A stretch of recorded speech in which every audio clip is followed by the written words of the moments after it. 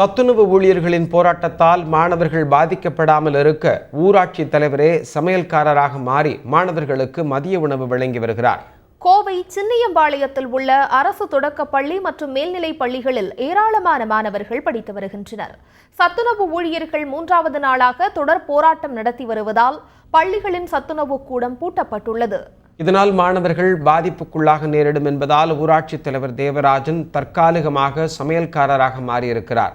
மாணவர்களின் நலன் கருதி உணவு கூடத்தின் பூட்டை உடைத்த அவர் உணவை தானே தயாரித்து மாணவர்களுக்கு வழங்கி வருகிறார். மகளிர் அமைப்பைச் சேர்ந்த சிலரின் உதவியுடன் உணவை சமைத்து மாணவர்களுக்கு அவர் வழங்கி வருகிறார்.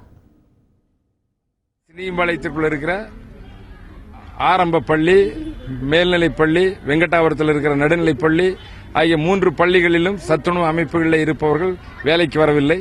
மாறாக அவர்கள் வேலைக்கு வரவில்லை என்பது மட்டுமல்ல, அதனுடைய சமையலறை, ஸ்டோர் ரூம் உட்பட எல்லாவற்றையும் பூட்டி சாவி எடுத்து சென்று விட்டார்கள்.